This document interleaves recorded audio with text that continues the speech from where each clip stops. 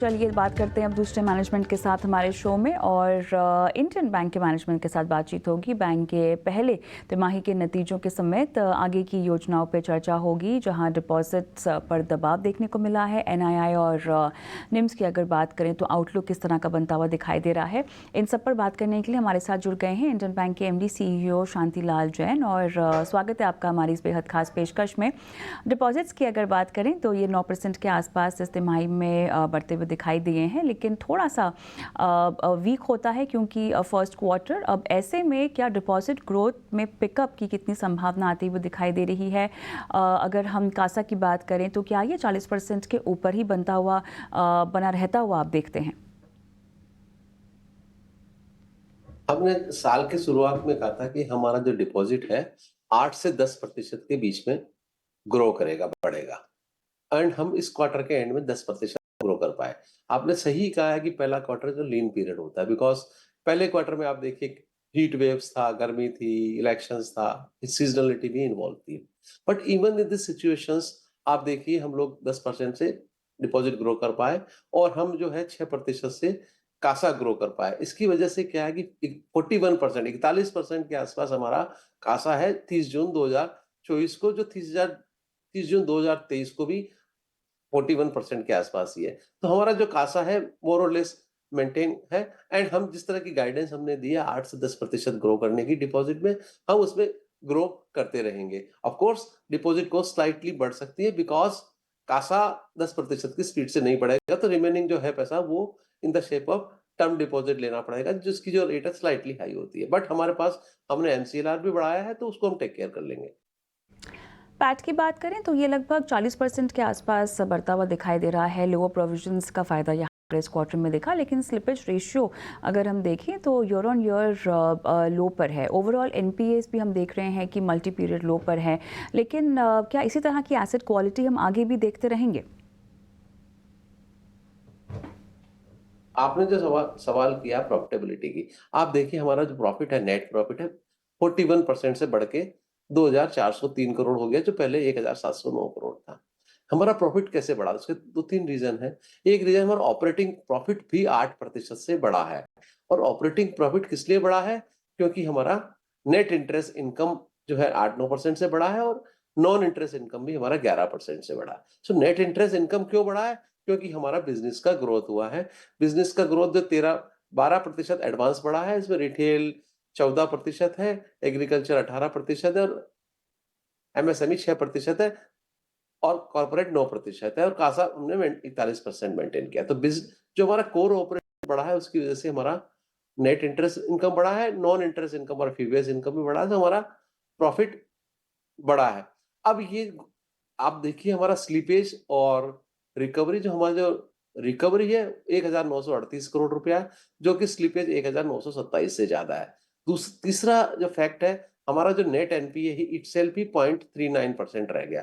तो आपको जो है, जब नेट एनपीए 0.39% रह जाता है, तो आपको एजिंग प्रोविजंस नहीं आते हैं। सो गोइंग फॉरवर्ड हमें लगता है कि द वे हम जिस तरह से हमारा बिजनेस ग्रो कर रहा है, तो हमको लगता है हमारा प्रॉफिटेबिलिटी बेटर होगा, और हमने जो गाइडेंस दिया था 1% से ऊपर का आरओए का, हम उसको अचीव कर पाएंगे। निम्स के टारगेट अगर हम देखें तो 3.4 से 3.5% के आसपास दिए हुए हैं आपने, और निम्स पर प्रेशर दिखाई दे रहा है। लेकिन फिलहाल जिस तरह से ये लिमिट के अंदर दिखाई दे रहे हैं, आगे कंप्रेशंस कितना आता हुआ दिखाई दे रहा है निम्स में? नियर टर्म आउटलुक अगर समझना चाहें तो। देखिए हमारा जो बैंक का जो सिस्टम है, हम प्रॉफिटेबल ग्रोथ की बात करते हैं, हम खाली ग्रोथ की बात नहीं करते हैं। जब प्रॉफिटेबल ग्रोथ है, तो आप हर ट्रांजेक्शन में मार्जिन की बात करोगे।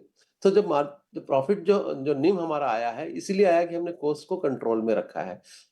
और हमारा जो असेट है, जो एडवांसेस है, वो भी वेल वेल स्प्रेड है। रिटेल, एग्री, एमएसएमई 63% है। तीसरा आप देखेंगे कि हमारा जो इन्वेस्टमेंट का जो रिटर्न है, वो बढ़ गया है, बिकॉज हम जो है इन्वेस्टमेंट भी हमने चर्निंग करी है पोर्टफोलियो की। सो इन्वेस्टमेंट की जो यील्ड और इन्वेस्टमेंट बढ़ गया है। इधर हमारा जो है कासा हमारा कंट्रोल में रहा है, इसकी वजह से हमारे मार्जिन्स जो है रहे। हमने कहा था कि 3.4 टू 3.5% के बीच में आप हमारा मार्जिन रहेगा, हम उसके अगेंस्ट में 3.53 आए हैं। सो हमारा गाइडेंस वही 3.4 से 3.5 का ही है। Because going forward slightly cost बढ़ सकता है। ऑफ कोर्स हमको जो है एमसीआर हमने बढ़ाया है, तो हम उसको एनआईआई को मेंटेन कर सकते हैं। सो हमारा गाइडेंस वही रहेगा 3.4 टू 3.5 का। एंड पहले भी हमने जो गाइडेंस दिया उससे हमने बेटर ही किया है। यहाँ पर एडवांस ग्रोथ जो है वो अच्छी खासी दर्ज हुई है। सीडी रेशियो भी ऊपर जाता हुआ दिखाई दिया है और हालांकि सब कुछ कंफर्टेबल लेवल के अधीन ही है, उसी के अंदर है, लेकिन रेगुलेटर्स ने यहाँ पर थोड़े से कंसर्न जताते हुए सामने आए हैं। सीडी रेशियो ऊपर जाने को लेकर आपकी एंटिसिपेशन क्या कहेंगे?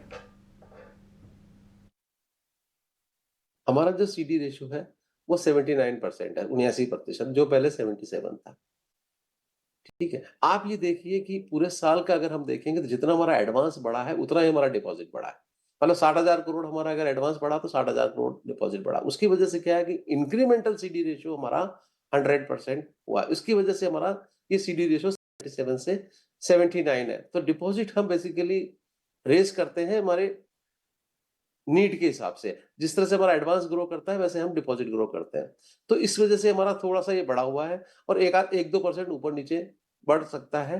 बट जहाँ तक बात आता है आपका कि लिक्विडिटी की, हमारे पास अभी भी एक्सेस एसएलआर है 44,000 के आस-पास।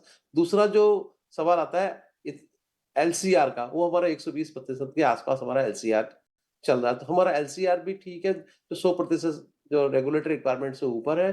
दूसरा हमारा एक्सेस एसएलआर है।